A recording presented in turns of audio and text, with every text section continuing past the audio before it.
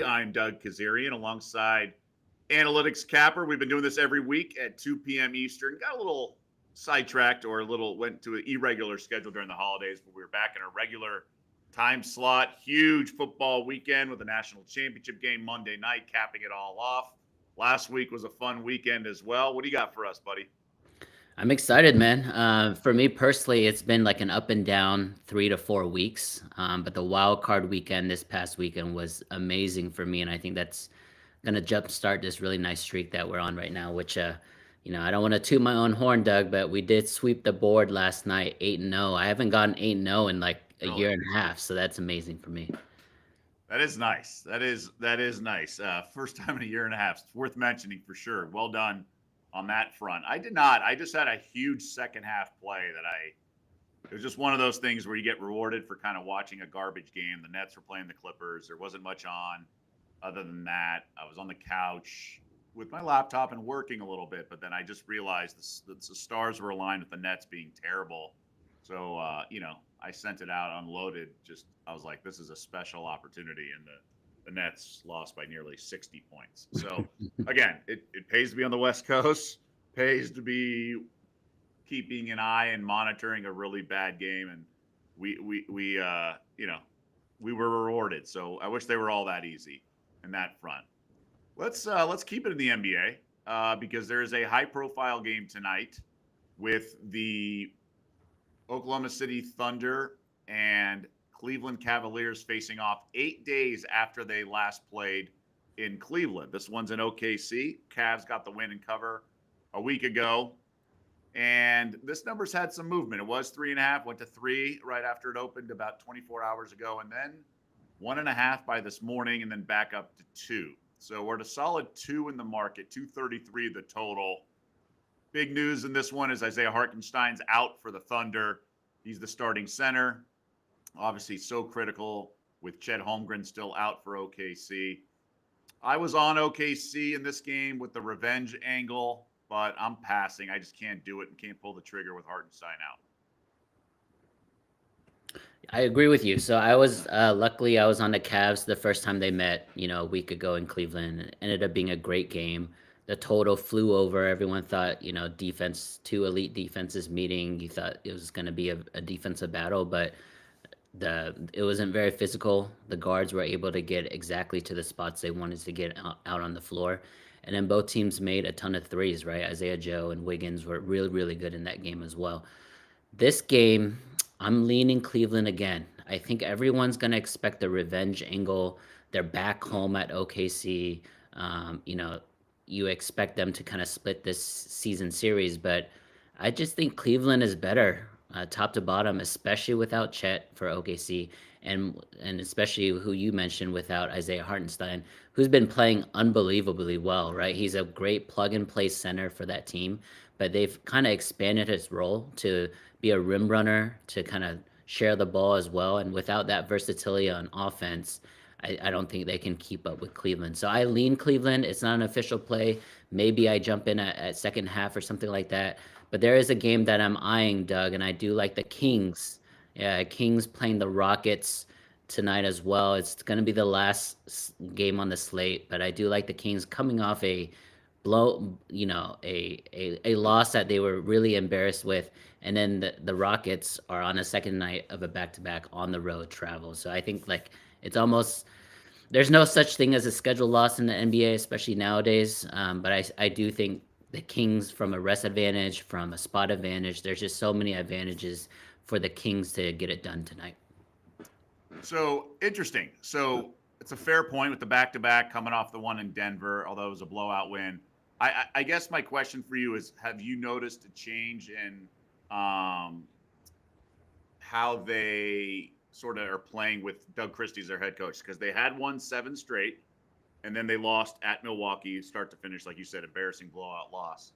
So is there, in some of those 7 wins were without De'Aaron Fox, he's back now, any sort of read of like how they're playing with the coaching change? Yeah, schematically, there's not a big difference because Doug Christie is not a big X's and O's guy himself. But as you know, Doug, with a lot of these coaching changes, and Mike Brown, for however you want to grade him or assess him, but he was one of the coach of the year a couple years ago. He has a high reputation within the league, right, as a head coach as well as an assistant coach. But sometimes the fit with your star players may not just be there, right? And if your star player is not on the same page, and I'm talking about De'Aaron Fox and Sabonis and those guys, it doesn't matter how good of a coach you are. And I think the locker room there, they're gonna deny it to the all the way to their gravestone. But I think, a change was needed in that situation, and you saw them. They win 7 straight. It was actually a king spot against the Bucks, but Milwaukee was just shooting threes like they were 2023 Boston Celtics. So it was really hard for them to really keep up with Milwaukee. But now they're back home. One thing I would be a little cautious is they are coming out of a 3-game road trip, so their first game back home, it's not like it's roses and flowers at that point, because Right. there's a little adjustment period. Not only going home from a off the court perspective with family, friends, all the different errands that you have to run, but also on the court, you have to readjust to being back home on your home court with all the different shooting angles. So with that said, I still think it's a Sacramento play. I love Houston as a team. You know that. I was on Houston last night against Denver, but this is kind of like um, whatever just happened to Denver, second night of back to back to Denver. I think it's about to happen to Houston, second night of back to back for them. Yeah, so that's my concern with this is the coaching mismatch, right? Ime Udoka for Houston is such a strong coach, pushes the right buttons with this Rockets team, and the line's now 4. Um, Not to the same degree as 3 in the NFL, but 5 is the most key number in the NBA, the most common margin of victory. So you need that to. So they got to win by 5 or more. Um, I understand the spot favoring Sacto. That's obvious, but that would be my one question or concern, so to speak, along those lines. But Yeah. One it's one other caveat to this game, Doug. Sorry to cut you off. Is no, I've been focused a lot on first halves in the NBA, but when I'm going up against a team that's supposed to be fatigued on the road, travel, second night of a back to back, I rather play the full game, because hopefully you would expect the full 48 minutes. The guy's gonna get a little more tired. But you're right. Like it has moved a lot. Maybe the value is gone here, but I think this is a game where if Houston is not in it, if they're not competitive, like midway through the third quarter, I think you're going to see a lot of resting there from Coach Udoka. couple props I'm keeping an eye on, but I got to wait for the lineups. I'm waiting to see if Halliburton's in for the Pacers, because there's a domino effect there with Nebhard and assists. So that's one angle. Oklahoma City, I want to know who they're starting instead of Harkenstein. If it's Case and Wallace, I think there's some really good props there. It could be Isaiah Joe. It could be someone else. So that's something to keep in mind. I'm just, it may be until the 11th hour, so to speak. I'm on the Clippers tonight. So yeah, they won by a million last night, and usually that's actually bad for the next game. At least in football, it is when teams win by 40 or 50. They usually don't cover the next week. So Portland, the Lakers only played a few. The Clippers only played a few minutes. Some of the starters and everything were all pulled near the end of the third. Portland, I actually like at times. They're a tough place to play, especially for East Coast teams coming west. And they're at full strength. They have some nice pieces. The problem is they're not at full strength. So tonight they're without Jeremy Grant, which has been the case for a while. They're also out Donovan Clingan, the rookie big man. But that's big because they already don't have Robert Williams, Time Lord. So it's a lot of DeAndre Ayton, who stinks in a lot of ways. He's really lazy, apathetic. And I think the Clippers, with their aggression, can really capitalize on the glass in the front court. Avdia's out as well, so he's been a nice piece for Portland off the bench. And I just think the Clippers, they're only 7-5 in their last 12. They can ill afford these types of games. So I laid the 6.5 with the Clippers at the Blazers. I like Chauncey Billups. I've had the pleasure of meeting him and hanging out with him a couple times. And I like Simons a lot. I like Shaedon Sharpe, but they're just a little too thin right now. We're going to see some Jabari Walker tonight. There's not a lot to like. I think the Clippers are too good defensively. And Scoot went for 39 in the last game, and they still lost by double digits. Yeah, I mean, I just want to level set real quick here, Doug. So I have no side there on that team. I Okay. think the Clippers obviously are inferior or superior in almost every facet of the team, and the fact that they were able to rest a lot of their starters, and their starters are a lot of the rotation guys are actually coming back from injury as well. It should be a Clipper spot, but no play for me. We're 10 minutes in here. I do want to mention that if you guys want to get some free trial passes out of Doug's plays or my plays, definitely check out in the comments in the video section here. You'll be able to sign up through DubClub, 3 free day pass. Definitely take advantage of that. And we got a couple questions here in a live stream chat. We don't do this often with college basketball, but we do have a question here, Doug. Do you guys like Drexel today money line? I actually don't. I just looked into this a couple minutes ago when I saw the question. I think Elon is the play here. They actually just played a few days ago. Drexel beat them by 20, and now the line is Drexel -1.5. It's a little shady. Again, I don't know. I don't know the injury situation at all. So I would most likely stay away, or it's an Elon play or nothing for me. So just to answer Don's question there. Yeah, I have no opinion. That is a fishy line, though. I'm with you on that. So I would say be careful. That would be my expert opinion, so to speak. So I appreciate the chat, Don, and that was nice of you. I it's good to engage and get some questions. I've done that on other pods, so please, if you guys are watching, feel free to chime in and things like that. No opinion there.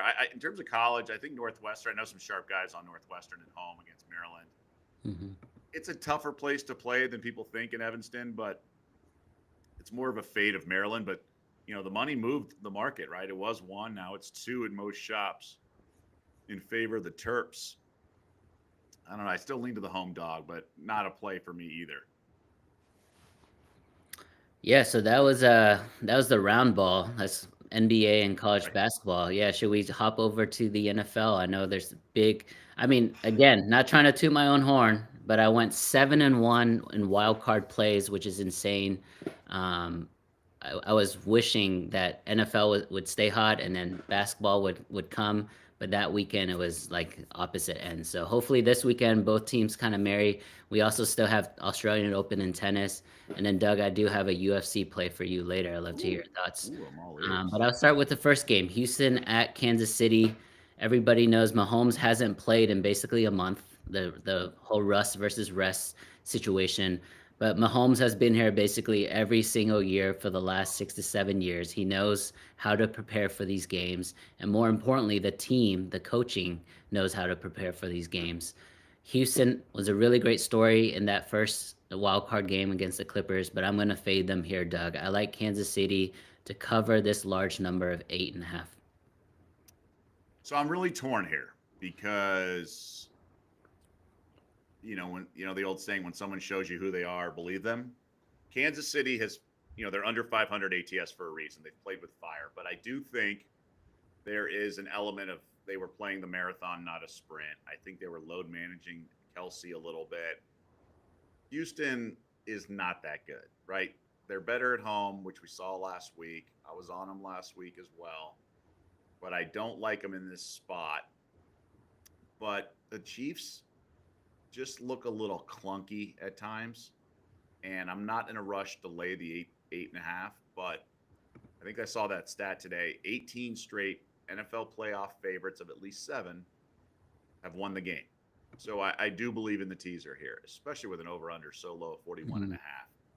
Just to give people some context, it's a fixed price, right? So let's say you walk into a clothing store and you say you get $50 off everything, any piece of clothing. And so you can use it on a $51 piece of clothing or a $500 piece of clothing. You're going to use it on the $51, right? Just because you get bang for your buck, so to speak. Well, that's what this teaser's fixed prices are. They're -120 no matter what. So if you can take an 8.5 or 8 down to 2.5, 2, when the over under is really low, that, what the teaser is 12 half points, right? It's 6 points. So it's 12. So those 12 half points matter more in an over under that's only 41 and a half points in a lower scoring game. So you're getting double bang, for your buck, as you're getting the key numbers and you're getting a team that doesn't lose and finds ways to win. So I think it's a no-brainer to put Kansas City in a teaser. Now you may want to do it in a money line parlay just to feel comfortable with the fact that they win the game, but it all depends what your second leg is. Now, conventional wisdom would say the Lions down from 8.5 to 2.5. I'm okay with that as well.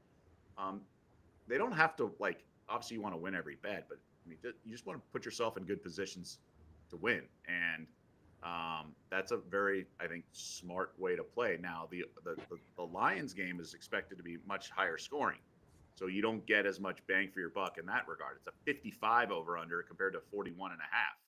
So, just I would just be, keep that in mind. You can always tease Ohio State down to 2 or 3 a year.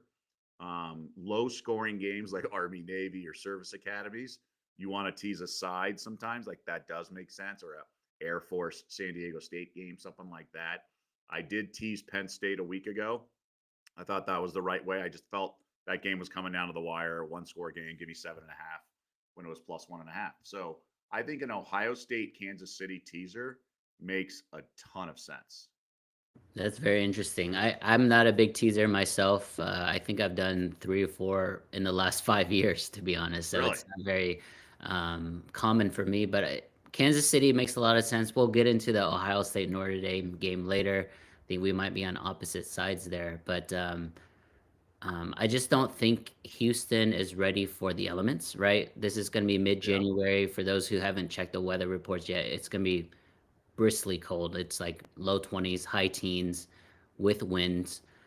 Kansas City is built for that. Whereas Houston, like you said, they are a good team. And that's why the both of us were backing Houston inside that dome at home against the Chargers. It's a different team out in the elements. Same with Miami the last couple of years. That's who I kind of compare Houston to. Is they're very good at home in very comfortable situations and conditions, but Kansas City, I think you're right in the point that there was a little play the long game with them, and there was a little load management with them, but they are all healthy now, right? They all got back in the last 1 or 2 weeks of the regular season, and they're ready to go. And so I like, I don't know, man. I think Kansas City's going to surprise people in terms of how tight they are, how efficient they are. They all watch Buffalo do their thing. They all watch Baltimore do their thing, and I think Kansas City, I think Mahomes has the, personal pride in him to be like, well, don't forget me, right? I'm the 3-time Super Bowl champion. I know I'm not MVP this year, but I'm going for that Super Bowl MVP. Yeah, I mean, you don't get to this level, right, without being a super competitive player, right? All these guys. And so to think that the Chiefs are still going to be going through the motions and stuff like that they were in like week 9 or whatever, come on.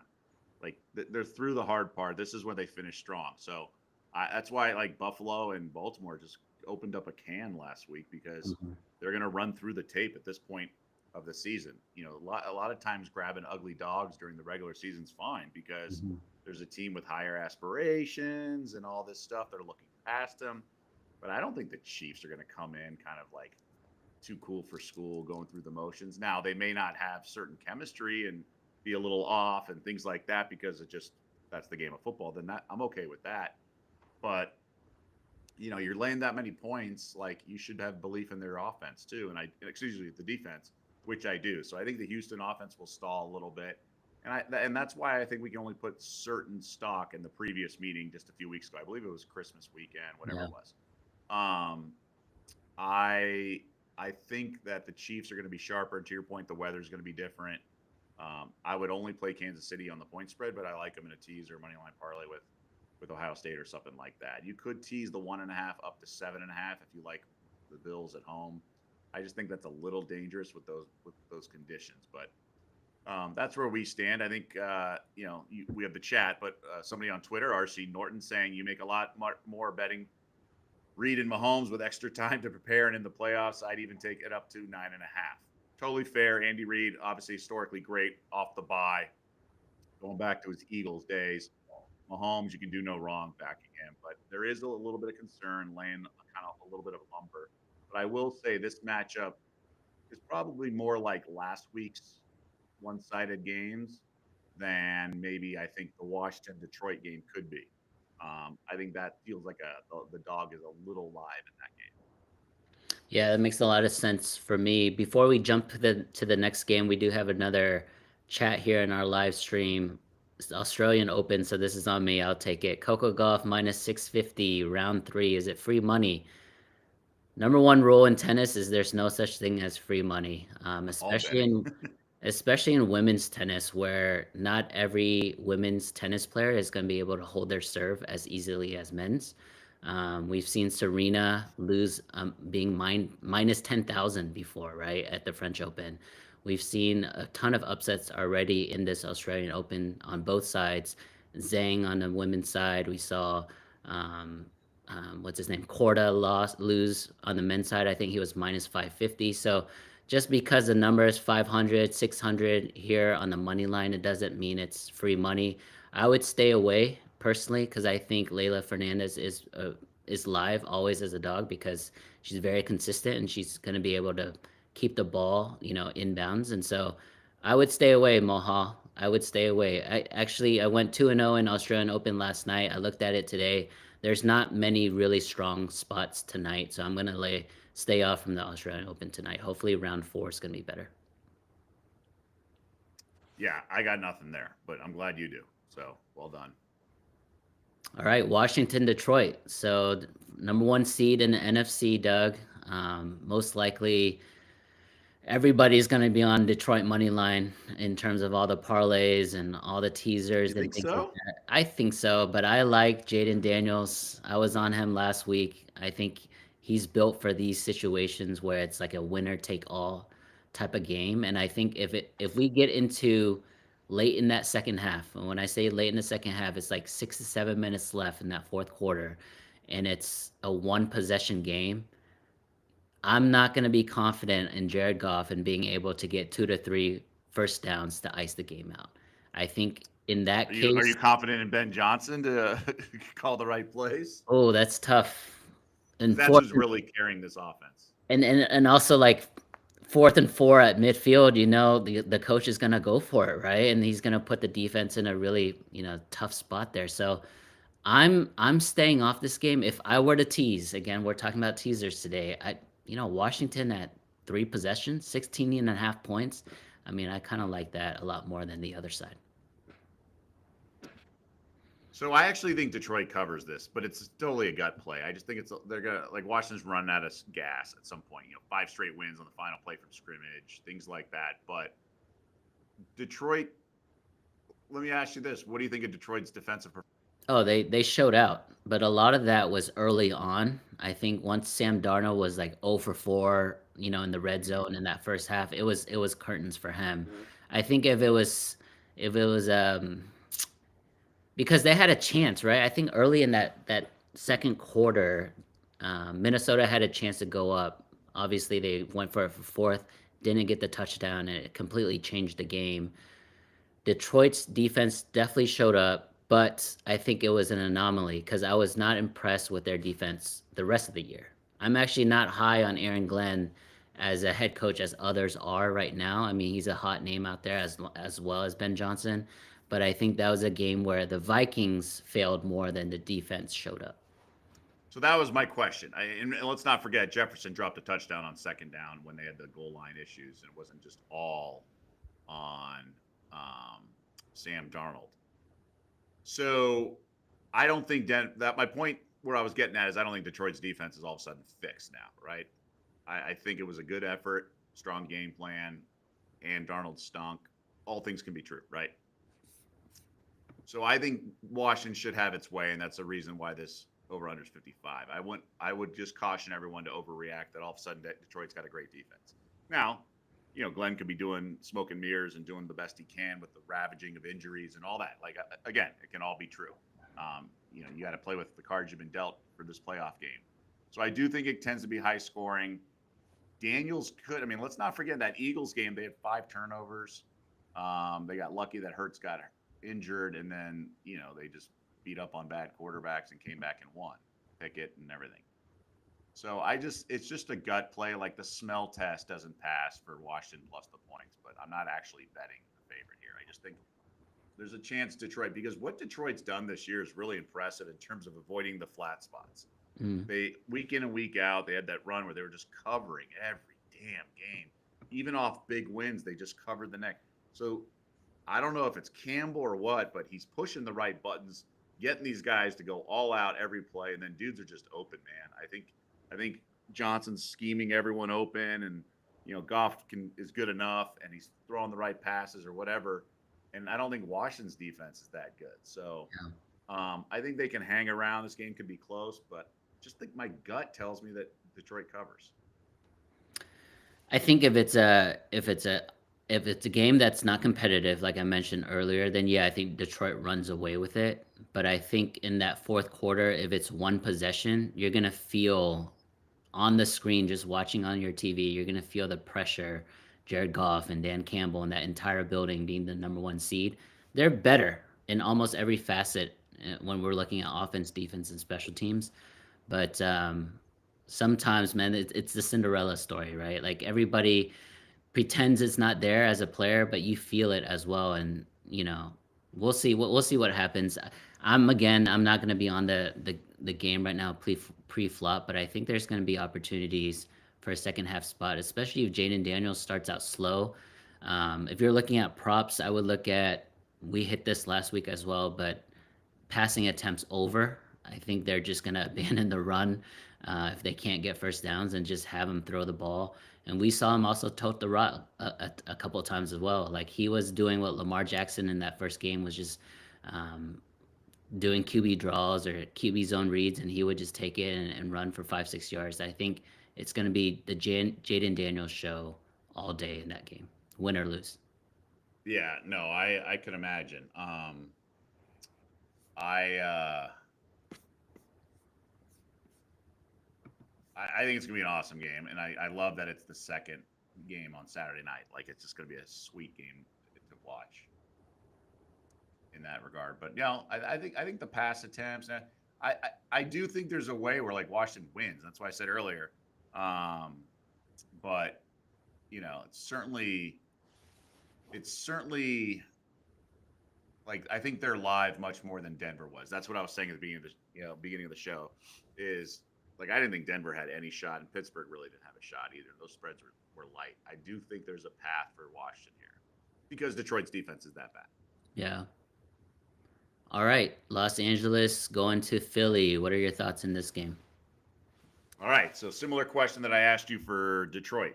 Do you think like what do you make of the Rams' performance on Monday? How much of that was them versus how much of them that was like the Vikings kind of just leaving it all on the floor or field the previous week, and having the one seed attainable, and then knowing this path ahead of you and just emotionally drained. It's more of the latter, and not really the emotional draining. It's I think they just remember what just happened, right? They just played a really good Detroit team where they were competing basically for a quarter and a half. If Jefferson hauls in that touchdown, I think the game would have been completely different. But the way that they lost, the way that Sam Darnold played, I mentioned this on another show, was I think Sam Darnold's going to remember that week more than the previous 16 weeks. And heading into this game, we saw Sam Darnold making decisions he didn't make all season long. And I don't think that was LA's defense. I think it was just on him. And you can't blame the coaches here. I think both coaches are great. I love KOC for Minnesota, but it looked like there were situations where he could have taken Sam Darnold out of certain reads and make it a little simpler, but he played it as if Sam it was the previous it was weeks 1 through 16 Sam Darnold and not the week 17 Sam Darnold. And I think the lack of awareness there really hurt the team. So to me, I was on Rams, so I was happy. I doubled down on Rams second half as well, so that was good. But it was just a narrative spot with the Los Angeles stuff happening, right, with the fires and all that. So people were gonna talk about disadvantage for LA, but I like that coach. I like the veteran at quarterback with Stafford there.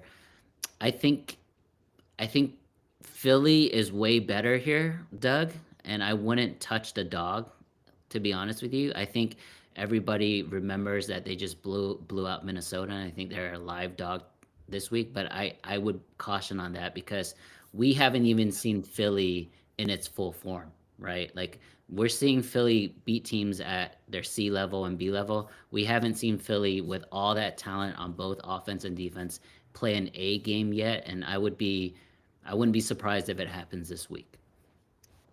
I do. My gut tells me the Eagles cover, but their sort of script is second half sort of pulling away from teams. They kind of knock out a leg and then lean on you just with their rush attack, particularly breaks his big runs usually in the second half. I think this is a big play. I think first half under is the right approach in Mm, this game. I 21 like and a half feels like a big number for a game that's going to be field positiony. The Rams were able to beat a Vikings team that was, let's face it, they were a golfer who hit a bad shot the previous week in the finale, exactly, and it was in their head the exactly. next week, and they were still sort of pining and whining. Man, we were so close to that one seed, and now we're flying here, and they had all weekend to think about it, and just it was just a really bad spot. Now I was on the Vikings because I bet against every LA team that was with the Wildfires. So I had the Texans as well, and I bet against the Clippers and Lakers, whatever. But it So was a tough like you training. went 2-2 there with those four teams. Yeah. Oh no, I mean the last week they were canceled. Those games were canceled and Wow. stuff like that. And the Clippers got boat raced in I forget Denver was it. So I just I do think Philly pulls away, but I think the Rams are well coached. They're sharp. The defense has gotten better. The reason I like the first half and really the first quarter, I guess I'm a little gun shy because I had the first quarter last week and the knucklehead jumped off sides when they were going to kick a field goal. So it Yeah. landed 10 instead of two field goals for six. So the Eagles, we all know, remember, like they don't score in the first quarter. They don't have opening drive touchdowns. Yeah, that whole thing, the beginning, they were like the last team to get. So they really struggle. And the Rams are the second lowest scoring team in the first quarter this year in the entire NFL 32 teams. So first quarter feels under. It's 7.5. I like it, but I think first half 21 and a half, I think is a really strong play. I like the Eagles defense. Obviously, their secondary, the Rams defense with Verse and those guys are so much better at the end of the season. I think it's a really strong unit. 21 and a half. I feel like this is like 10-7, maybe, 9-7 and a half, 10-6, that kind of thing. So I like the under first half the most in this game. Love it. You want to move on to the next one? Yeah, the big one. Sunday night.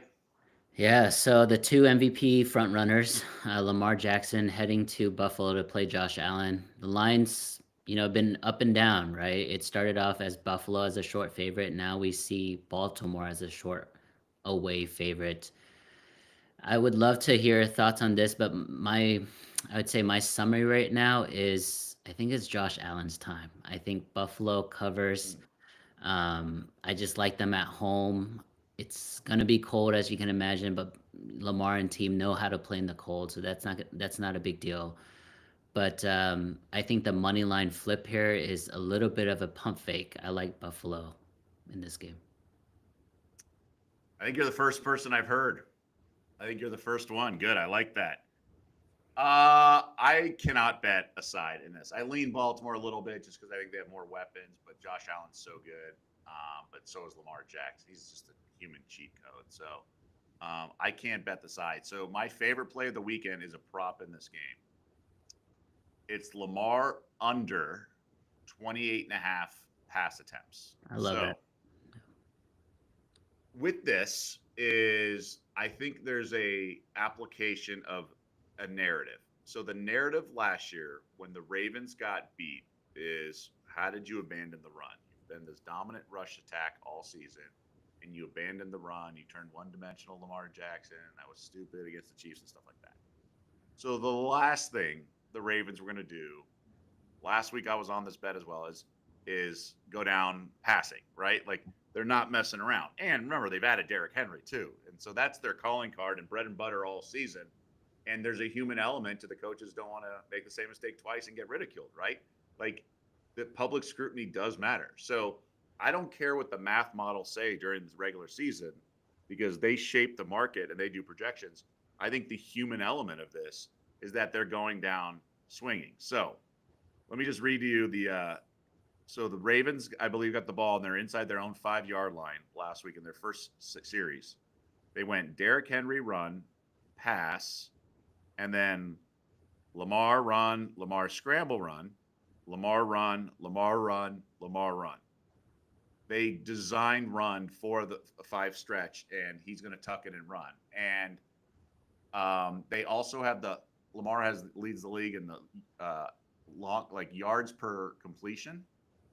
So when he does throw, it's usually chunk plays. It's not just dink and dunk, Jared Goff stuff around the line of scrimmage.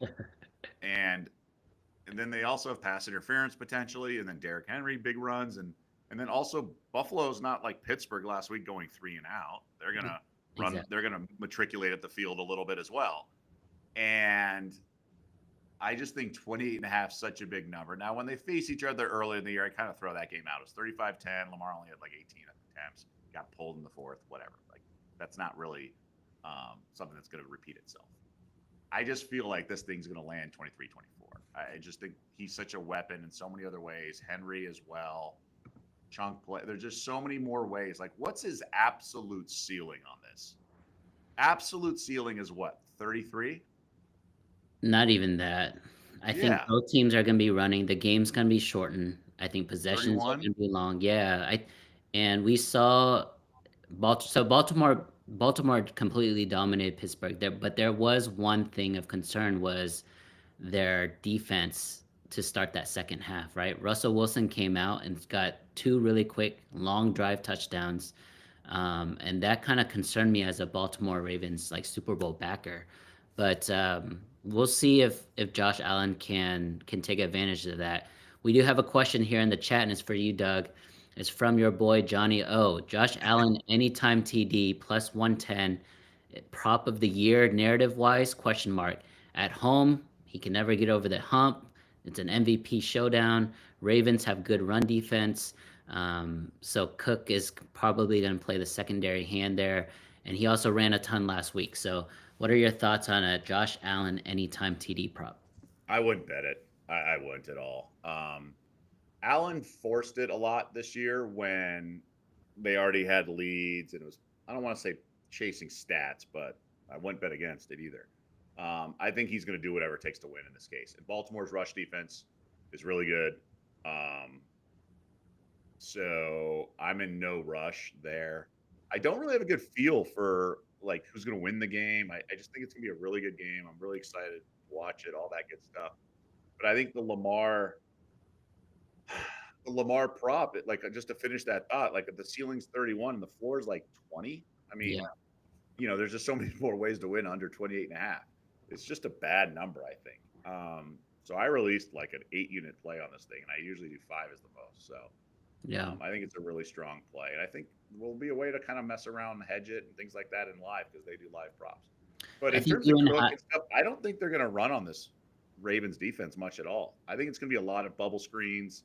I think the tight ends are going to be used, a lot of underneath kind of read and react with the tight end curls and stuff like that. I think that's the way for Buffalo. But let's be honest, Buffalo has not fared well against some of the elite teams this year. Now, some of those were scheduling spots. The Detroit game was awesome.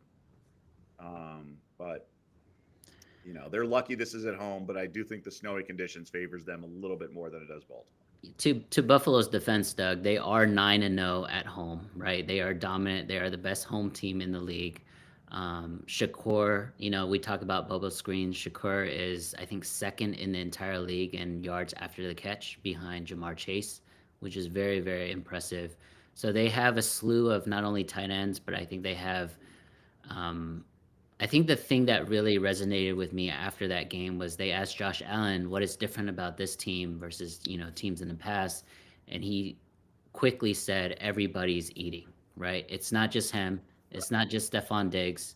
It's not just. He doesn't have to worry about a diva wide receiver chirping. Yeah, and I think that's going to be it's going to be really hard for our Baltimore defense that we saw that was suspect in that second half to defend everybody. So if Josh Allen is able to share the ball like he's insinuating, then yeah, I like the script to be Buffalo's. But if they're trying to run against a wall in Baltimore's run defense, then that's going to be a game where I think it's going to be close in the end, and Lamar's going to steal it. So the Mhm. way that Buffalo wins this is that they better get up like by at least two possessions, 7, 10, 13 type points. Because in that fourth quarter, you're going to see Lamar do everything to bring that team back. So are you worried about at all about like the Ravens choking or anything like that? Because they've dropped the ball a little bit as a high seed at the pass and stuff. Yeah, both of these coaches have a history in the last, 4, 5, 6 years of choking. I don't think there's an advantage in any of them or a disadvantage. I just think gut feel. I think it's more of Josh Allen's weekend, and finishing number two is the very reason. It's the very reason why you finish second or you try to go for that number one seed is you get this round against a very good team, in this case Baltimore, at home, right? If this was in Baltimore and it was Josh Allen, losing the MVP, and I wouldn't be on Buffalo, but this is a completely different story with a team that's 9-0 at home this year. I already feel bad for the losing fan base. Yeah. Um, that's a bummer because they want to get over the hump and get to the Super Bowl and get a shot at Mahomes assuming the Chiefs advance. What if the Chiefs lose Saturday morning and their Sunday night is the right to host the AFC title game on top of the stakes? Yeah, it's potentially the Super Bowl winner, right? If KC loses somehow to Houston, and a couple years ago, if you guys don't remember, Houston went up 21 zip or something in that game against Yeah, KC. with Bill O'Brien as the head coach, Yeah, that Deshaun was. Watson. I'm from Dallas, so anytime a Houston team, fails is awesome to me. But I still remember that game. But yeah, you're right. If that changes, now both MVP front runners are feeling the pressure. Man, that's gonna be tough. And both coaches feeling the pressure. Hopefully, as most likely a Buffalo backer, the fans are enough to push them over the edge. But um, that's gonna be an interesting dynamic. I had something to ask you. I forgot what it was though. I'm just trying to think for a sec. What's the better game in your opinion? Ravens Chiefs or Bills Chiefs? I think Ravens Chiefs. Hmm. As much as I'm annoyed by Baltimore, like they're annoying. Like, all those guys like Suggs and Suggs is a criminal. Go read some of the stuff he did. Um, and they won already. I want the Bills, or I mean, the Chiefs have won plenty, but you didn't ask me. Like, I would love for this to be the AFC title game, the Ravens, the Bills. What the heck was I going to ask you? While you think about that, let me remind everybody, if you are looking into getting our free day trial, I'm coming off 3 straight winning days. Hopefully, we continue today and into the weekend. But definitely check out the comments or check out the post right below this podcast. You can see Doug's free trial as well as mine. 3 free days. Just sign up through DubClub, and then you'll get our place. One of the guys in the chat saying Ravens lost by a toe against the Chiefs earlier in the year. Yeah, but the Chiefs were already also up by double digits and just needed one first down to ice the game. Like the Chiefs outplayed them most of the way, but that was all the way back in September. Things changed. I know what I wanted to talk to you about. So you said that the Bills are undefeated at home. True. Week 1, they very easily could have lost to Arizona. Right, with that game, they didn't cover. That was a crazy game, yes. And then they beat Jacksonville and Tennessee at home. Congratulations.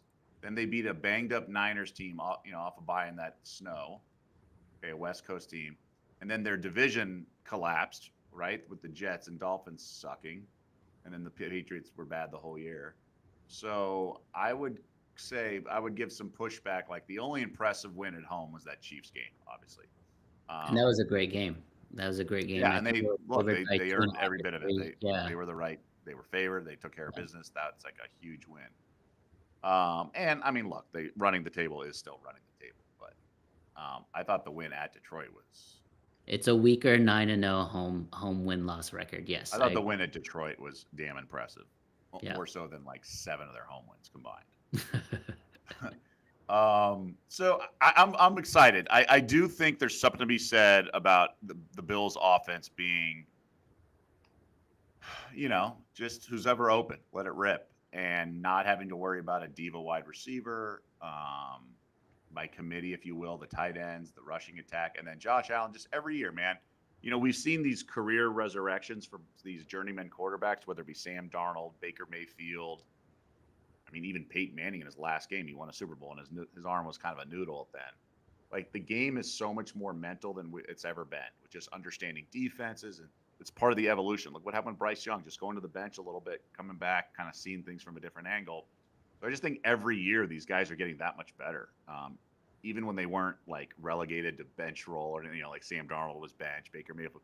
Like, even if Josh Allen, Lamar Jackson are still doing well, they're still getting better every year. So Lamar Jackson, that's why his stats this year are so good. He's just evolving as a quarterback, and he's understanding defenses better, and he's more of a pocket passer than he's ever been. So it's just awesome to see. And then I think Allen, what's the key for this year's offense? Like, I think that's the key too. He's just more knowledgeable. Knowledge is power, as they say, right? So he's just a better quarterback because he's got more reps. It's the 10,000 hours rule. And so that's why these guys are so damn good now. It's because their athletic ability is catching up. So another question in the chat: any value in the Super Bowl futures? Maybe, Eagles 10-1. Any kind of Super Bowl MVP odds? I took Saquon 25-1. When I think Eagles were like 14-1 at the time.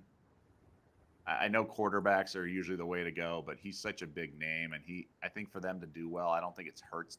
I think for them to win, it's not necessarily Hurts has to play well. I think Saquon has to have a big game.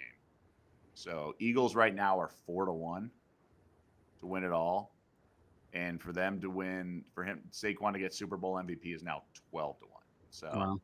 Yeah, good. I think there's a little bit more bang for your buck there. Yeah, good COV there. I haven't looked into the Super Bowl props or MVP odds or anything like that yet, so I can't speak to the value.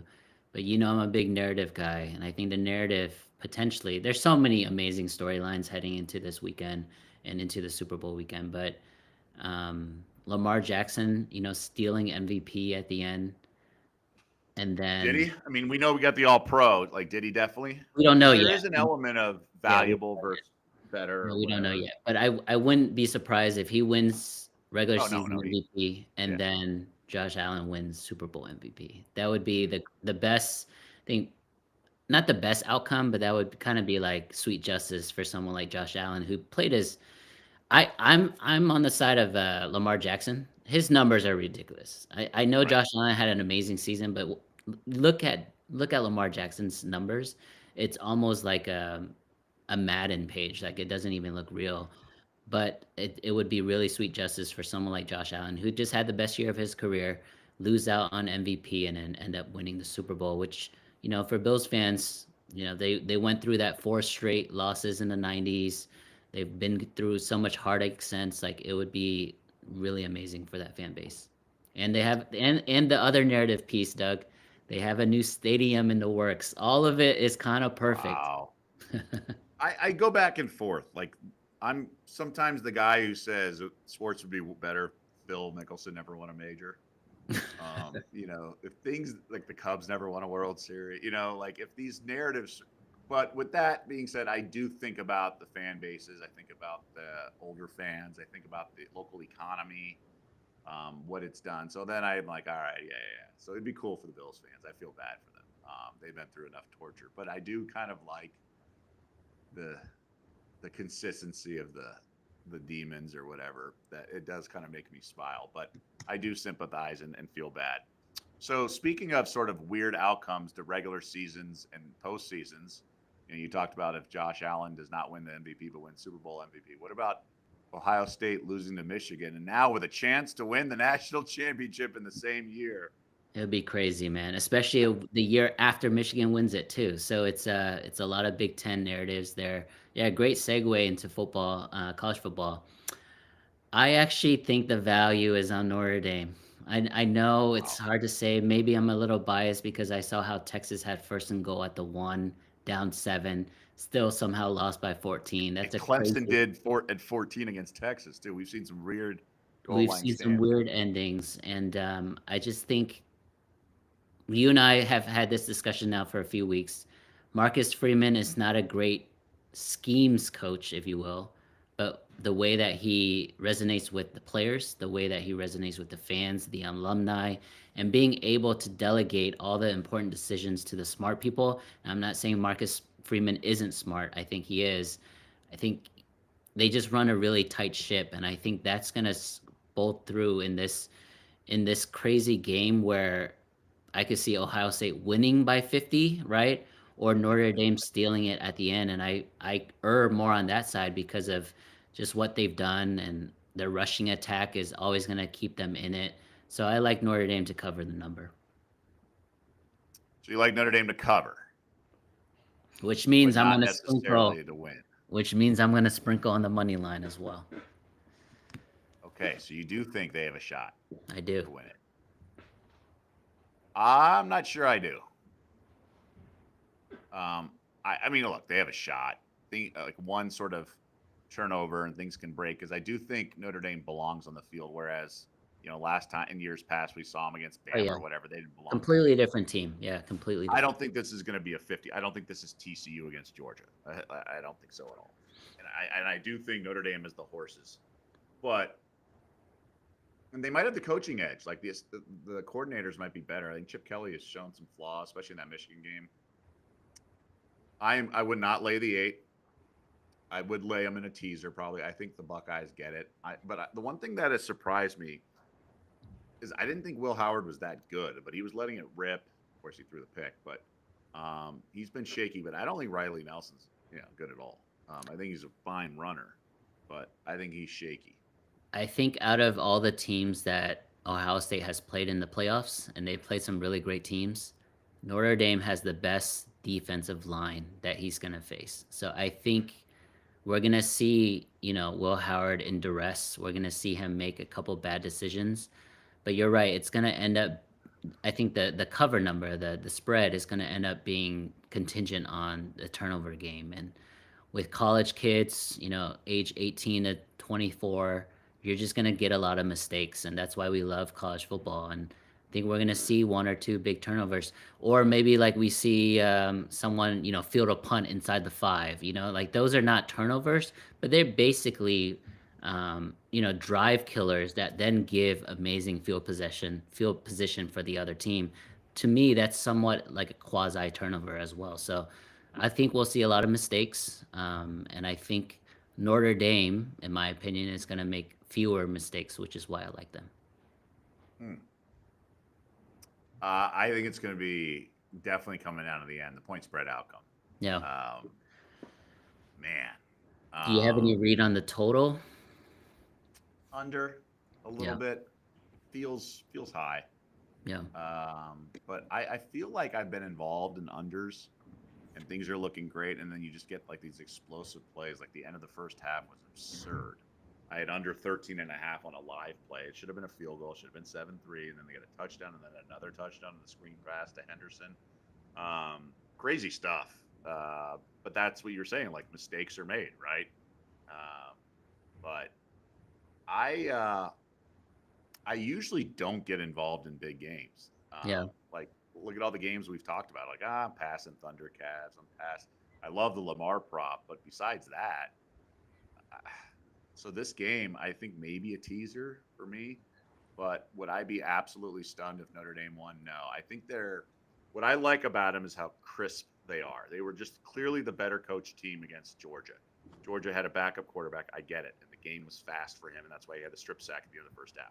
But the stupid offsides when they did the 4th down thing at the end of the game, the sloppiness. I'm not going to put the sideline knucklehead for Georgia on Kirby Smart, but they've had off the field issues. It's just not a tight, clean, buttoned up organization right now. And sometimes you can overcome that because Georgia has won titles recently, but they weren't.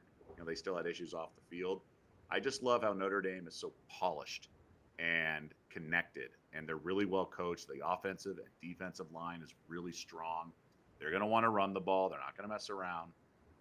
So I lean under 46 for sure in that game.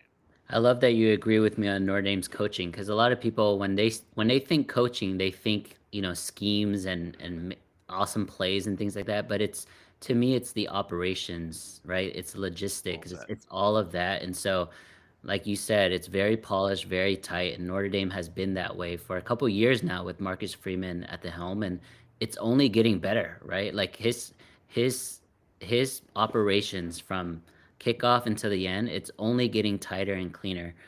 So I like, yeah, that's why I like Notre Dame. Should we dive into UFC here? We only have a couple minutes. Yeah, if you got to play, I have not dissected the card at all, but I'm all ears if you want to fire. Yeah, so Doug is one of the best in terms of looking at the card. He's really into the UFC. It's a really big card, right? We have Islam fighting, we have Kevin Holland fighting, we have like basically two or three really potentially you can make them co-events, co-main events uh, in other weekends. But I'm looking at the Jerry Jamal Hill fight. Both the guys just got killed by Alex Pereira, right? Their last time out. So they're both coming off losses. Jamal Hill right now is a minus 130 on the money line. I think there's value there because I'm not truly sold on Jiri. I know there was a lot of hype around him 3, 4 years ago, but he hasn't really lived up to it, in my opinion. And I don't know. What are your thoughts on a Jiri Jamal Hill fight? So my bread and butter with betting UFC is really like style and matchups, which I think is a lot case for a lot of people. So, and then what I do is I do path to victory. So certain guys, usually this happens in some of the undercards of the Apex and not big cards and big events. But usually, that one fighter can win like only in the first round because they're gonna run out of gas, and then another fighter can only win because their game plan and their path to victory is gonna be tire them out. So like how what I do is I try to pick off props. Like I'll bet one fighter like first round knockout, and then I'll bet the other fighter like submission, second, third, and then decision. Like I just put together these matrices where you're really just trying to like put like a couple 15-1 options because you have such a Yeah. long list. And then if you catch one or two, you're like, oh my god, I like made 20 units tonight. So yeah, sometimes there is a minus 130 favorite that I just think will get it done. And obviously they're not one trick ponies, hence the name mixed martial arts. So I just think it takes so much diving into it to really understand. Like I consume a lot of podcasts, I consume a lot of articles to see and talk to trainers, maybe not the specific training staff of the fighter, but other trainers, and I see like how the fight may play out, and that's where you can get sort of line value. Because if you look at Yeah. what happens, like let's just say there's a money line, and so in this fight you're saying minus 135 and then come back plus 115, right? The first round and second round and like those and those the way the props, they're all commensurate with that money line. But in in some of these fights, like one fighter should be like favored in the first round, and then another fighter should be favored in the second. Right? It should be basically based on these paths to victory, and they typically don't go that. It's a little sloppy sometimes, the odds make it, and then you can grab rogue numbers at different books and really put together a nice portfolio. So it's a super intricate handicapping approach, talking to guys and things like that. Now, sometimes it's just like it's a good matchup. One guy has more ways to win. I'm just going to take the line value because the dog, I made it minus 110 and I'm getting plus 114. That's fine too.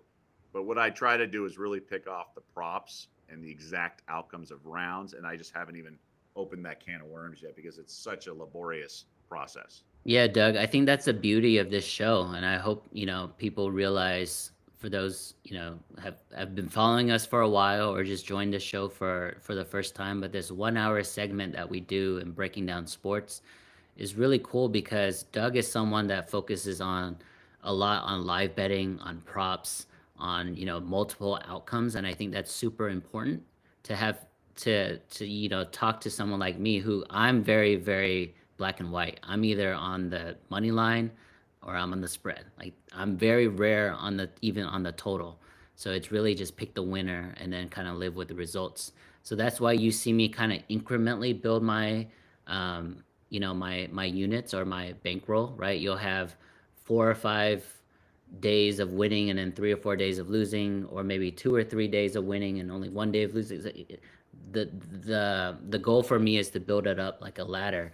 Whereas Doug is someone who might hit, like a 4,000 to 1 or 40 to 1 or whatever the case is, right? So I think that's the beauty of this show, and I think we're gonna continue to do this as long as we can. Hopefully, you guys continue to join. This is the most engagement we had. Like, this is a ton of questions. Thank you everybody for doing that. We love that because we go into these shows with kind of like a game plan, right? Like a rundown, and then if we get off script, I think that's when we have our best analysis and our best content. And so the more you guys do that, thank you so much. Doug, did you want to say anything before we close out? No, I echo everyone's sentiments. Albert, you mentioned the link at the bottom. Like, come check us out. A lot of good stuff out there. Congrats to your 8-0. That's awesome. First time in a year and a half, man. That's fantastic. Yeah, I mean, just look there's just come sniff around, window shop, do whatever you want to do. Awesome. Thank you so much, guys.